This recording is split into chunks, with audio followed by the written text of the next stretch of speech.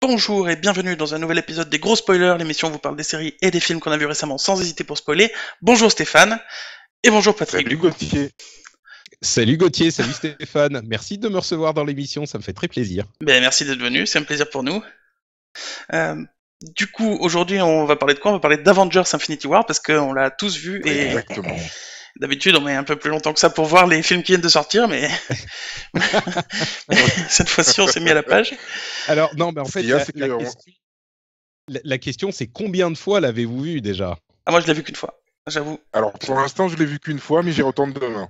D'accord, Ah, bon, tu moi l'avais- c'est déjà 2 fois. Ah, sympa. Moi c'est déjà 2 fois, mais en fait j'ai dû me précipiter parce que dans ma petite bourgade au fin fond de la Finlande, il passait que pendant 4 jours. Donc Ah oui, D'accord. couru, effectivement. j'ai couru le voir 2 fois, ouais, très vite. Non, moi je l'ai vu qu'une fois parce que j'ai une femme gentille, mais quand même il faut que je fasse gaffe.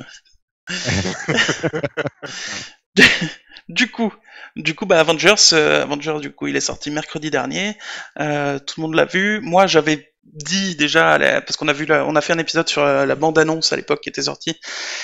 Et la bande-annonce me laissait penser qu'il y aurait beaucoup trop de personnages et il y aurait beaucoup de temps de présentation de chaque personnage et ça m'avait fait peur pour le film en me disant il va y avoir 1 heure de film, on va présenter chaque personnage, ça va être relou.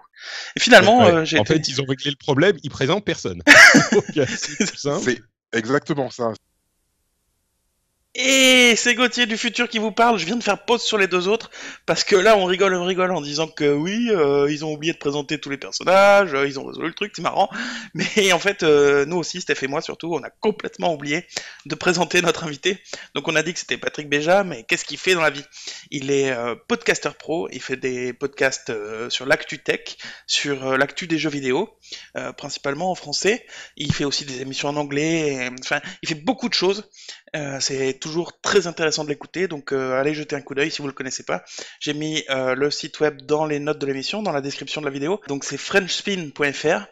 Si vous savez pas comment ça s'écrit, allez voir dans les notes de l'émission. Vous verrez, c'est hyper intéressant. Moi, j'adore toujours l'écouter et écouter ce qu'il a à dire et les news et tout ça. Donc allez-y, c'est cadeau. Et encore désolé de pas t'avoir présenté, Patrick, pendant l'émission, on a complètement zappé. Et maintenant, je ferai un rewind, un retour en arrière pour que vous repreniez le cours de cette émission tout à fait normale. Et bah écoutez, merci de nous regarder et à bientôt.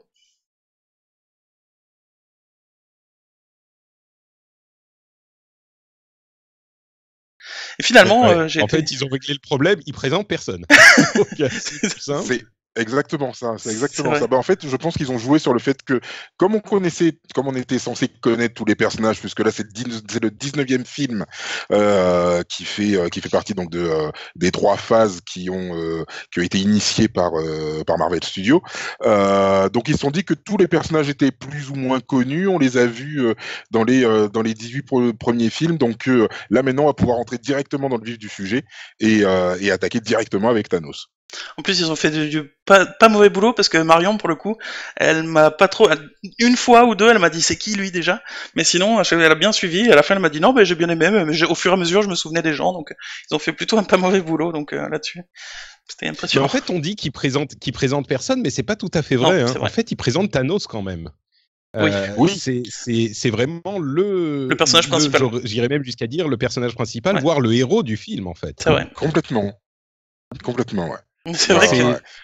Je sais pas si on veut se lancer déjà dans la partie grande analyse, mais Ah bon, mais on peut. vraiment c'est le bon, allez, le truc que beaucoup de gens disent, et je pense que c'est tout à fait juste, c'est que en fait, quand on dit c'est le héros du film, c'est vraiment, si on prend le film comme un film sur Thanos qui essaye de réussir son truc, eh ben c'est un film de super-héros où Thanos est le super-héros, et parfois, enfin à plusieurs reprises, il perd presque, C'est vrai. mais au final, il réussit à gagner quand même.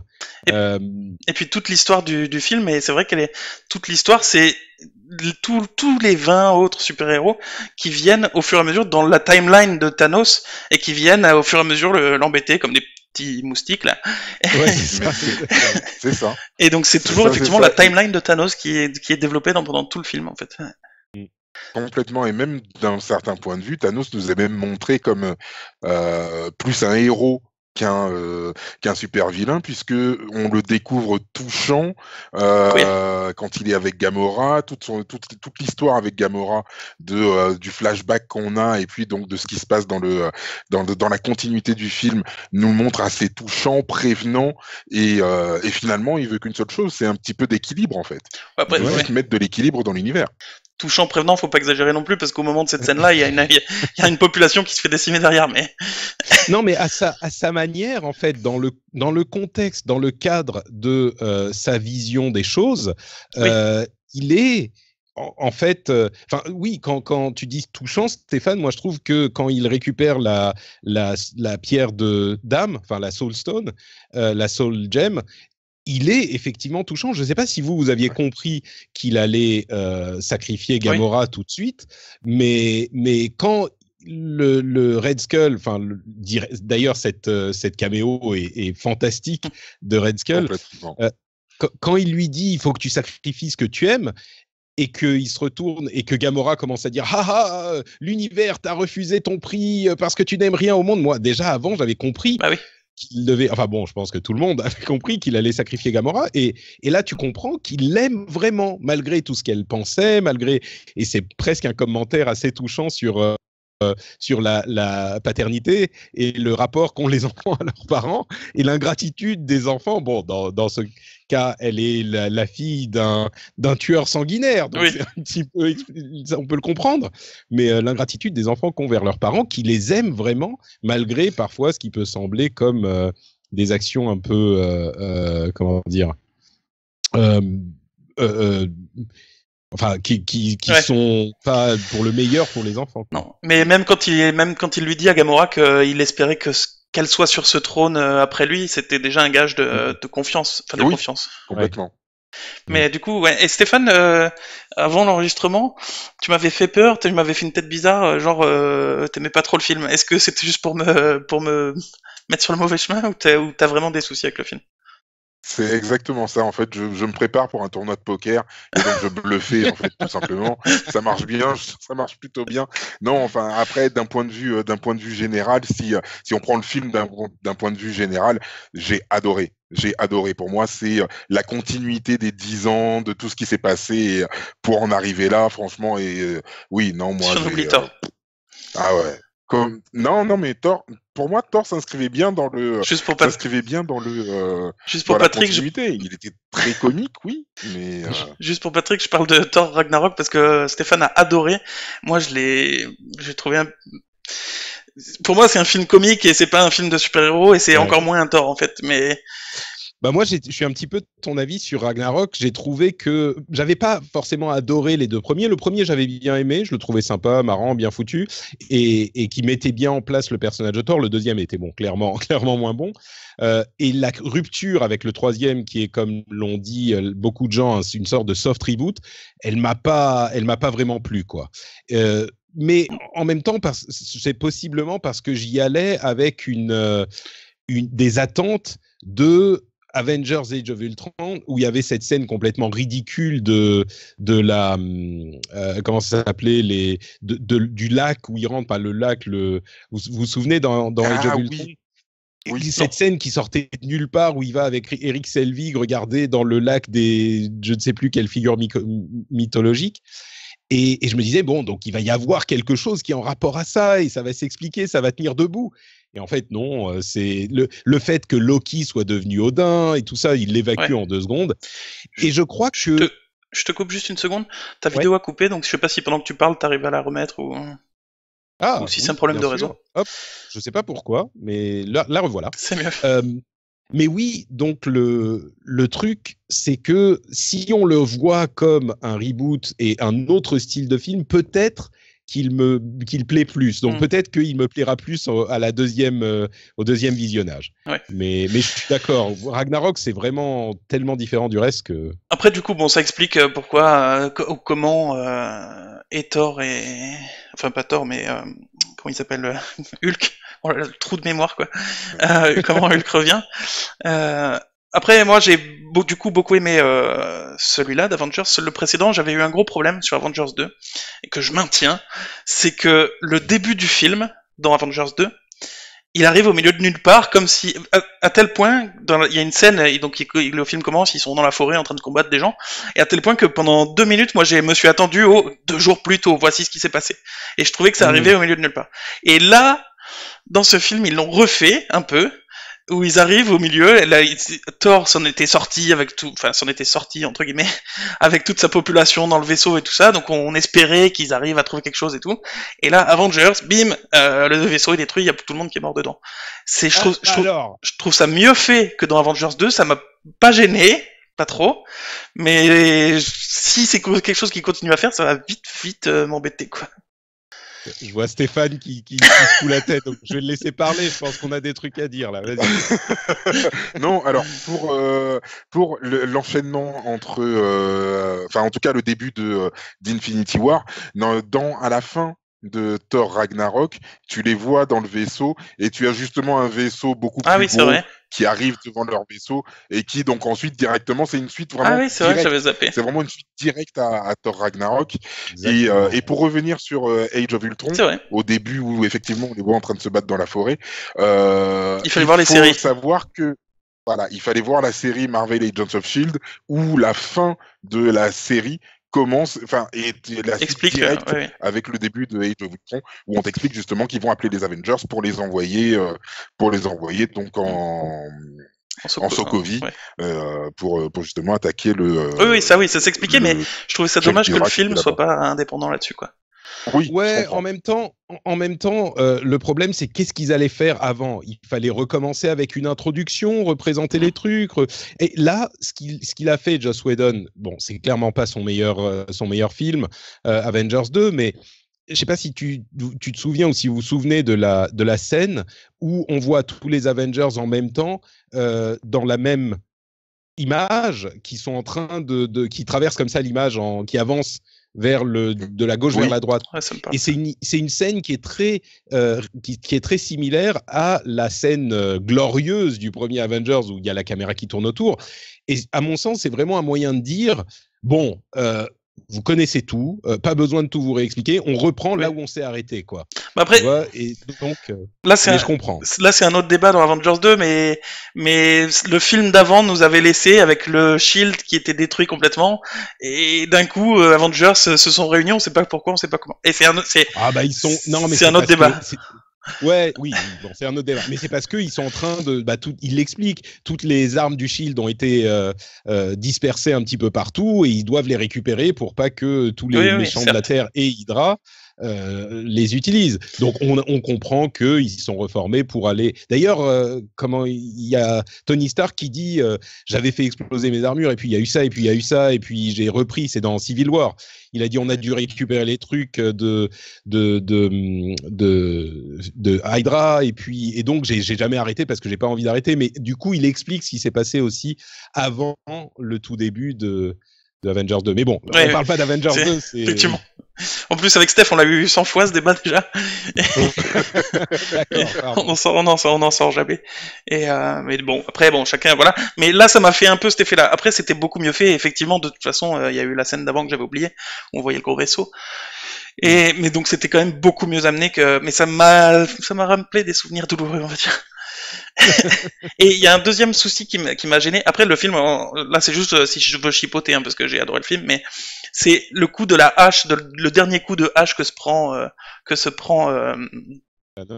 Thanos. Je trouve que si ça se passait dans la réalité, il aurait pas pu se prendre ce coup de hache. Parce qu'il a les 6 joyaux. Le mec, il a les 6 joyaux, dont celui de la réalité. Il claquait des doigts le marteau, il se serait transformé en bulle. Parce que ça reste quand même... Il l'a pas vu venir. Il a eu le temps de lui lancer un gros rayon de ouf qu'il a pas réussi à retenir, on sait pas pourquoi. Et il n'a pas pensé à faire disparaître le marteau. Non, ça m'a... Ce que j'aime, c'est le tout début de cette phrase.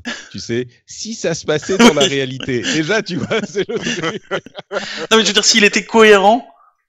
Oui, je comprends. Je suis d'accord. Non, mais il y a plein de trucs. Enfin, concrètement, je pense que après il y a des argumentations de fans de comics à n'en plus finir, mais je pense que même avec 2-3 pierres d'infinité, en théorie, Thanos n'a rien à craindre d'aucun des super-héros, quoi. C'est surtout quand il finit, avant d'avoir la dernière, il a la gemme du temps. Oui. Bon, bah voilà, là, c'est bon, c'est réglé, quoi. Il y a même plus besoin de se battre. Tu poses tes armes et tu dis, bon, tu voulais quoi déjà? Ok, vas-y, amuse-toi, je t'en prie, quoi. C'est vrai. Donc, mais bon. D'ailleurs, c'est aussi un film qui fait. D'ailleurs, je voulais te poser la question d'abord à Steph, parce que c'est à lui que je pense quand je veux demander quelque chose à propos d'une série, surtout avec des super-héros. Parce que moi, je suis pas le fan de comics, c'est lui. Du coup, je me suis demandé, Thor, il est autant devant tous les autres héros que ça en termes de puissance? Parce que le mec, il arrive, il détruit la moitié des méchants en arrivant. À peine, ok, il a une hache surpuissante à ce moment-là, mais il est autant plus puissant que tous les autres réunis à ce moment. Thor, je pensais moi qu'il était peut-être un peu plus haut, mais pas non plus de fou, quoi. Et là, le mec, il fait tout à lui tout seul, peut-être, presque. Bah, après, Thor reste un dieu.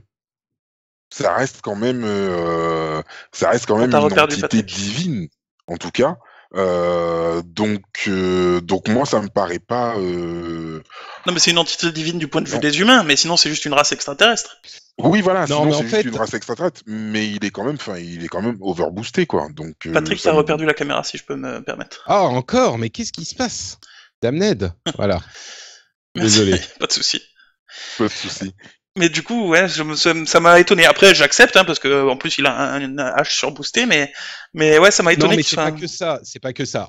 Thor, ce qu'il faut voir, c'est que si tu restes cohérent, comme tu l'as dit tout à l'heure, si c'est dans la réalité, Thor est un personnage qui peut manier les éclairs. Oui. Et les éclairs, c'est de l'énergie pure. Alors, tu peux avoir des canons à laser, des petits machins, mais l'énergie que peut générer Iron Man avec son petit micro-réacteur machin très gentil, c'est bien bon, c'est bien beau, mais Thor, il arrive, il génère des éclairs partout. Et je ne sais pas si tu as vu les dégâts que peuvent faire. Et c'est pas qu'il en fait un et ça s'arrête. Il y a des éclairs en permanence. Et tu vois, ça, c'est une puissance, effectivement. Si tu balances des éclairs sur les vaisseaux, les hordes d'ennemis, bah, après, il reste pas grand-chose, tu vois. Donc, moi, je pense qu'il est effectivement, avec Hulk, mais dans un autre style, clairement plus puissant que... Et en plus, il est alien et il est très fort. Et c'est, comme le dit très joliment Gamora, ses muscles ont l'air d'être tissés d'un acier... d'un acier indestructible ou un truc du genre. Mais oui, je crois que dans cet univers, Thor a effectivement une puissance qui n'est pas égalée. Bon, ensuite... Ça risque de changer à l'avenir, mais je vois pas quel autre super-héros peut déployer autant de puissance que Thor dans ces films. Et d'ailleurs, quand il arrive, il y a Bruce Banner qui dit mais vous êtes, ça y est, vous êtes niqués, quoi, c'est terminé, parce que Thor qui est là, ça règle le problème. Ah, ça me fait penser. Et c'est d'ailleurs très habilement fait qu'il ne l'amène pas tout de suite. Ah oui. Oui. Qu'il l'amène suffisamment tard dans l'histoire, parce que là encore, c'est comme le fait que... excusez-moi, hein, vous devez m'interrompre quand je parle, parce que sinon je m'arrête jamais. Mais c'est comme le fait, dans la structure de l'histoire, que Thanos n'obtienne les 6 gemmes qu'à la toute fin, et que au moment où il les obtient, il claque des doigts, il le fait tout de suite, et c'est terminé. Et donc le film est fini, quoi. Au début, je me disais, ça aurait été sympa qu'il y ait plein un long combat entre Thanos et tous les autres super-héros ensemble, machin. Mais non, soit il les a et il réussit, soit il les a pas et il continue à aller les chercher. Donc, c'est effectivement, ça n'aurait pas eu de sens qu'il les ait et qu'il continue à se battre sans faire son truc. Ils sont pas tombés dans ce piège.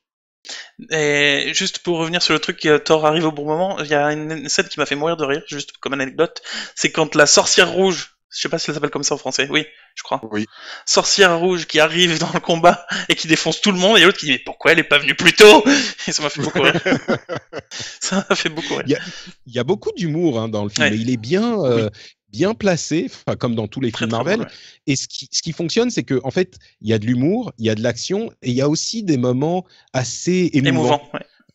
Il y a quelques moments où vraiment, enfin avec Thor par exemple, quand il est dans sa petite bulle avec Rocket et qui fait son petit discours sur tout ce qu'il a perdu, au début c'est limite drôle et puis au bout d'un moment tu dis ah merde, c'est pas marrant d'être Thor en fait, c'est dur la vie. C'est vrai. C'est pas mal. Non. Mais Spider-Man, il y a il est de beaux toujours. moments, il y a- Spider-Man, je le trouve toujours excellent dans ce registre. Moi, je trouve que c'est le meilleur Spider-Man de tous les Spider-Man, en termes de personnages, j'entends. Et je le trouve drôle, fun, intelligent, mais ado quand même. Je le trouve super bien, Spider-Man. Chaque fois que je le vois, je le trouve exceptionnel. Mais bon, ça c'est mon avis perso. Mais je trouve qu'il va rendre trop bien en plus dans cet univers parce qu'il casse complètement le sérieux entre guillemets d'Iron Man où il détruit complètement son image de je suis le meilleur et ça fait genre je suis le papa qui gère mal son gosse. Ça me fait beaucoup rire. Voilà, je tenais à le dire. Je trouve que voilà. Je trouve que c'est l'union des deux personnages justement. C'est l'union de Spider-Man et Iron Man qui les rend aussi intéressants. Et on a une scène aussi très touchante avec les deux au moment où justement Spider-Man disparaît. De voir la réaction d'Iron Man, t'as vraiment l'impression qu'il tient vraiment à lui et qu'il se sent responsable de l'avoir amené là et de l'avoir mis dans cette galère quoi. Complètement. Mais non, il y a vraiment de très très bonnes scènes. Et pour revenir sur l'arrivée de Thor, j'avoue que je savais pas comment est-ce qu'ils allaient pouvoir faire revenir Thor dans l'histoire, comment le faire raccrocher et le voir apparaître comme ça au milieu du champ de bataille, c'est tout ce que j'avais imaginé. Franchement, j'en ai eu des frissons. Enfin, j'étais non. Pour moi, c'est la scène que je retiens, c'est l'arrivée de Thor, la réaction de tout le monde et tout. Puis j'étais là, c'est top, génial. C'est assez jouissif, c'est vrai. Quand il arrive et que tu vois qu'il commence à tout détruire, et tu dis, ouh, ah oui, d'accord, quand même. C'est c'est ce moment d'explosion de puissance des super-héros pour lesquels on a tous une sorte d'attente et de désir secret.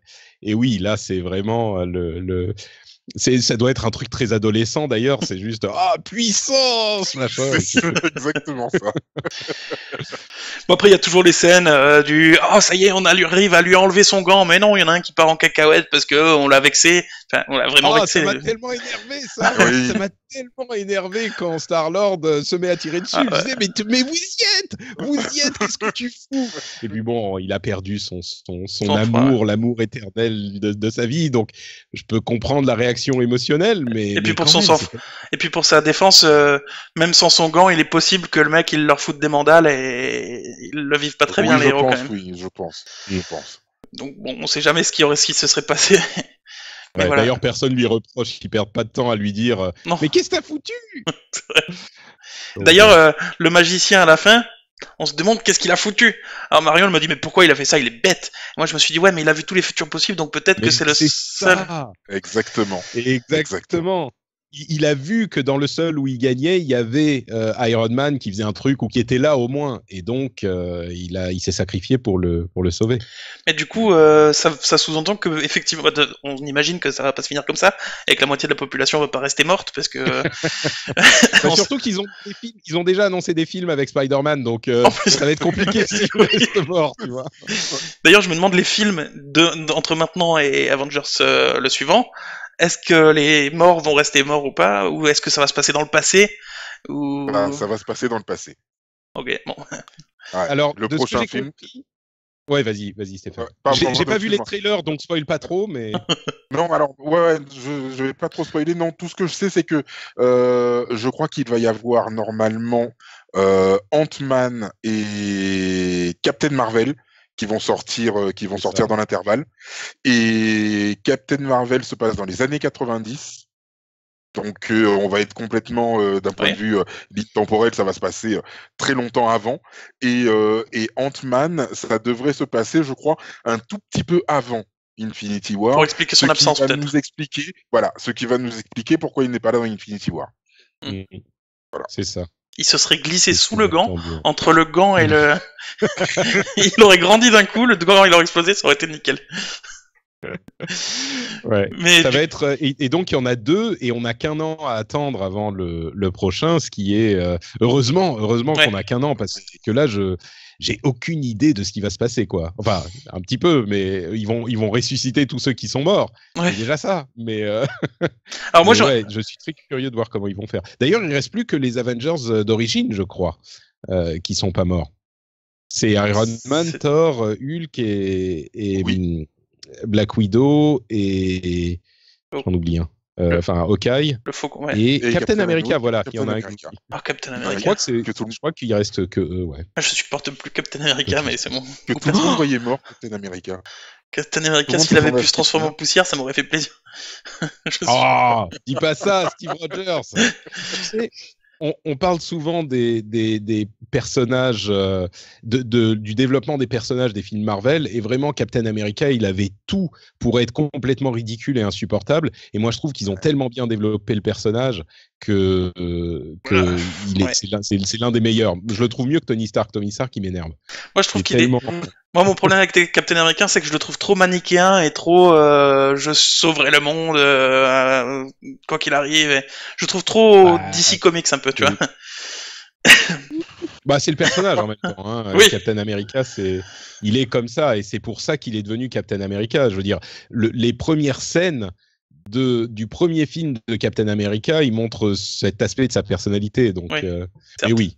En même temps, même Tony Stark, il montre les aspects horripilants de sa personnalité dès le Certes. début, et ça l'empêche pas de m'énerver. Donc, Et par contre, oui, juste pour revenir sur la fin du film, moi, il y a Marion, ma femme, qui m'a dit que la fin c'était bien, mais que elle comprend que sa tante était frustrée.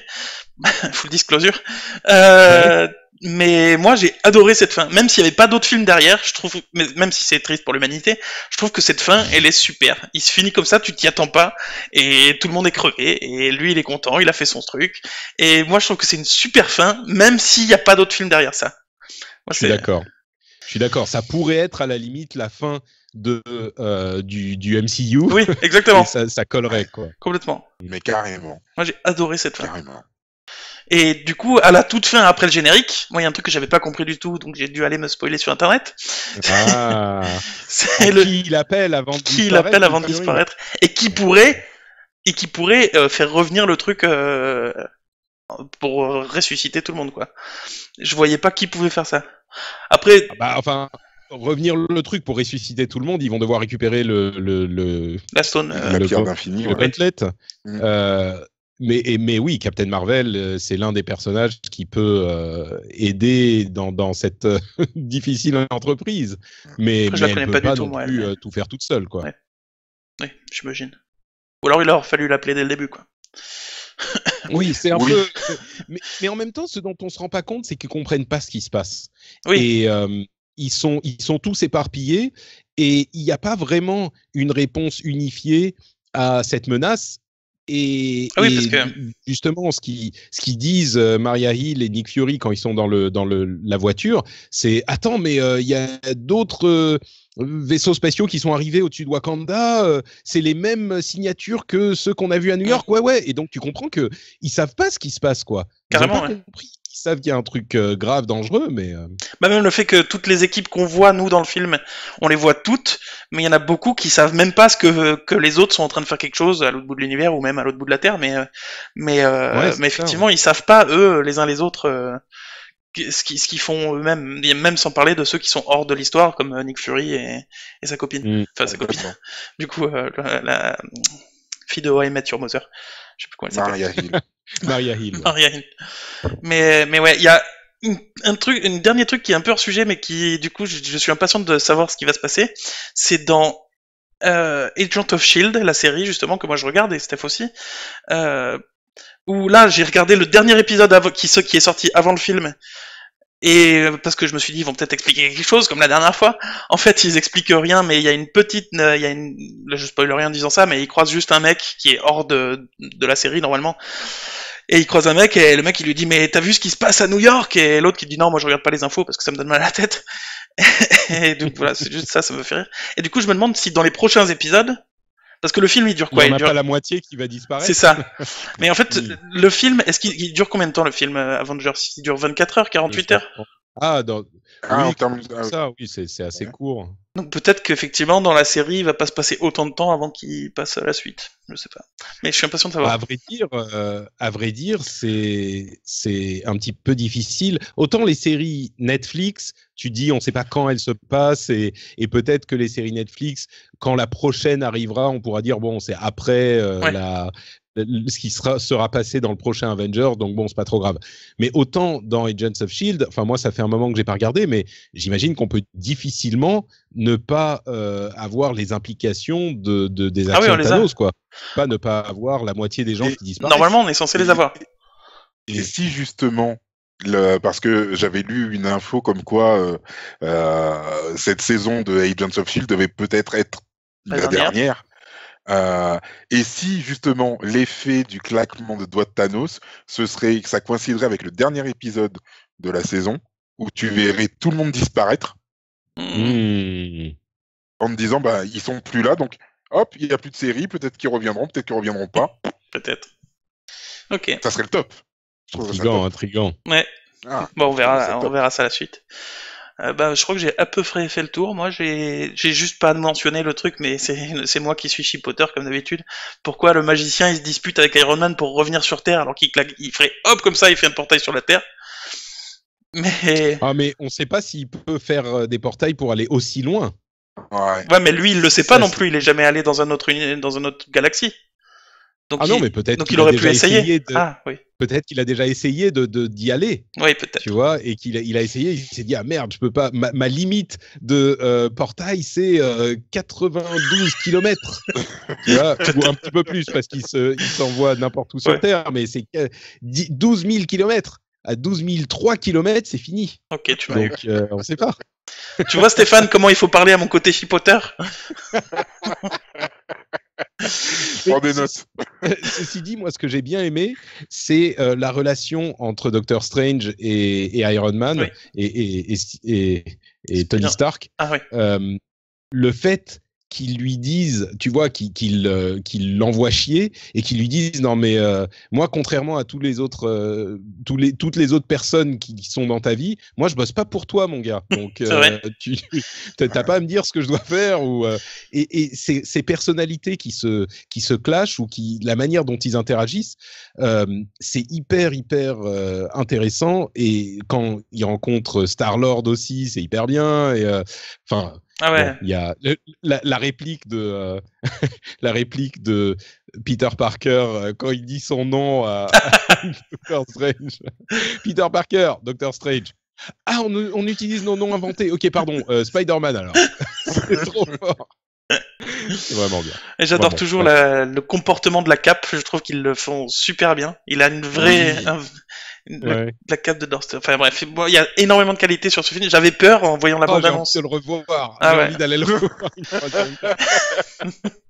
Du coup, moi aussi, c'est vrai que parce que j'étais négatif en voyant la bande-annonce. J'avais peur en me rappelant du Avengers 2, et en fait, j'ai trouvé génial ce film. Donc je pense que je vais aller le revoir quand même malgré le fait que ce soit pas moi qui prenne toutes les décisions. Non, mais en plus pour les fans de comics, enfin visiblement c'est moins ton cas Gauthier, mais Stéphane doit me comprendre. Enfin c'est un fantasme réalisé tellement improbable, c'est un miracle qu'ils aient réussi à faire ce film et qu'il soit. Alors oui, il parle un petit peu plus aux fans de comics, je pense, qu'aux fans de ciné tout court, mais qu'il soit cohérent, qu'il tienne la route et que les gens réussissent à accepter l'idée qu'il y a ces pierres d'infinité. Ouais. Et quand tu les réunis, tu claques des doigts, tu fais... Alors, c'est invraisemblable, quoi. C'est un miracle. C'est vrai. Mais carrément. C'est vraiment un rêve d'enfant. C'est un accomplissement, et c'est malheureusement ce que la Warner n'a pas réussi à faire avec le monde de DC, c'est-à-dire vraiment nous faire adhérer à ça, nous faire vraiment rentrer dans le truc. Oui, j'apprécie les films parce que je suis fan de Batman, de Superman, etc. Mais malgré tout, j'ai pas autant d'attachement que ce que je peux avoir pour les films qui ont été faits par Marvel. Alors pas du tout. Alors que d'un point de vue comics, moi c'est justement l'inverse. Je suis plus proche de DC Comics que de Marvel. Alors moi j'ai deux choses à dire à ce sujet. La première, c'est que ça parle aussi aux fans de super-héros, même sans parler des comics. Moi personnellement je suis plus fan de super-héros que de comics parce que j'en ai lu quasiment aucun, mais les super-héros, moi j'adore ça, ça me fait rentrer dans un monde impossible aujourd'hui, que j'aimerais justement être dans la réalité. Et effectivement ça parle, le film parle vraiment aux fans même de super-héros, indépendamment du fait que ce soit des comics ou pas. Et pour DC Comics, moi de mon point de vue, ce que j'ai toujours trouvé, moi j'adore les dessins animés Batman et tout ça parce que ça c'est mon côté enfant, tout ça, mais j'ai toujours trouvé trouvé que les personnages DC Comics sont trop caricaturaux pour être en live action avec des vrais acteurs. Je trouve que ça marche beaucoup mieux en film d'animation, en animé, en dessin animé, en ce que tu veux, qu'en film. Je trouve que le côté caricatural marche pas avec des vrais acteurs. C'est mon avis personnel. Ah, moi, je suis pas d'accord. Je suis pas d'accord du tout, du tout. Il y a un moyen de faire Batman et Superman et tout. C'est très différent des films Marvel.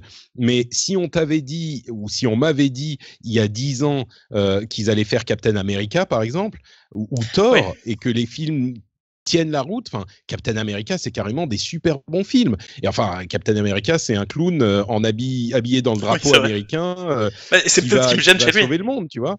Oui, non, mais je veux dire, le personnage est cohérent dans les films et Oui. c'est pas juste un clown. Et ils ont réussi à adapter de l'univers des Ultimates assez correctement. Pareil pour Tony Stark, c'est un mec qui a une armure en métal et enfin. Bref, je pense que c'est juste que chez DC et chez Warner, il n'y a pas les gens qu'il faut pour faire les films comme il les faut. Je suis convaincu, j'ai aucun doute sur le fait qu'ils pourraient... Enfin, on ne va pas partir sur des débats sur DC qui, je suis sûr, ont déjà été faits de nombreuses fois, Oui. mais les gens qui font les films de DC ne comprennent pas leurs personnages. Ils ne comprennent pas Superman, ils ne comprennent pas Batman. Enfin, on pourrait démonter Batman versus Superman, ce qui a déjà été fait des millions de fois sur Internet. Mais non, c'est pas que c'est pas possible. Pour moi, je pense vraiment que c'est pas possible. C'est juste qu'ils l'ont pas bien fait eux. Après, je dis pas que c'est pas possible. C'est pas bien fait. Mais, ouais. Mais c'est vrai que j'ai adoré Lois et Clark, les nouvelles aventures. C'est vrai. Mais ouais. Enfin bref, du coup, moi je pense que moi j'ai tout dit, j'ai à peu près tout dit de ce que je voulais dire. Donc je sais pas pour vous si vous avez quelque chose à rajouter sur le film ou sur autre chose. Pas sur autre chose. Non, enfin, après, moi aussi, j'ai fait le tour. J'ai hâte d'y retourner, oui.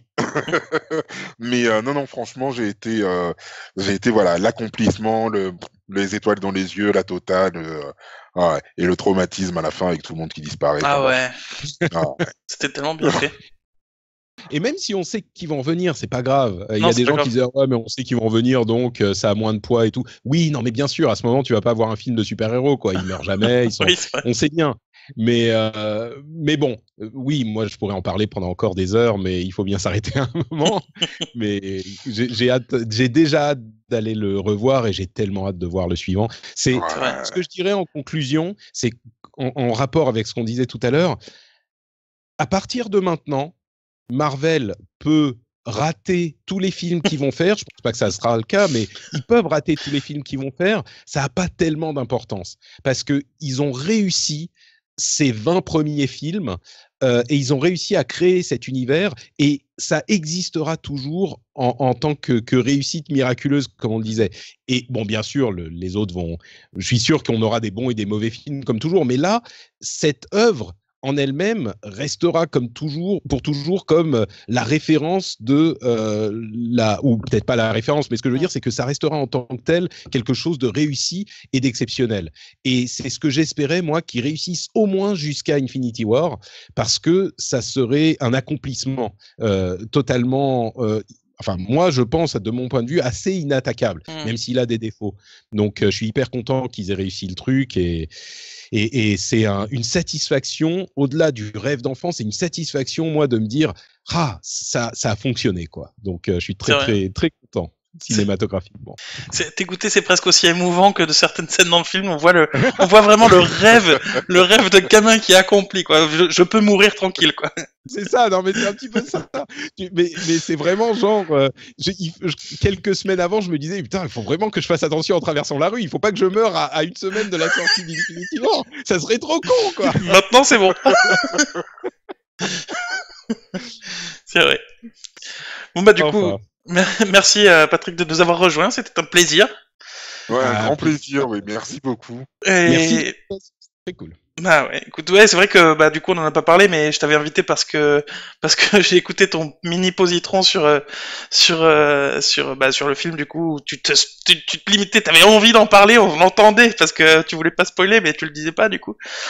Du coup, je me suis dit, ah, c'est la bonne occasion. Bon, depuis, t'as fait, bon, que j'ai pas encore écouté d'ailleurs, mais on va voir si tu nous as menti ou pas sur tes sentiments sur le film. Que t'as sorti un deuxième positron avec les spoils, mais je l'écouterai quand même.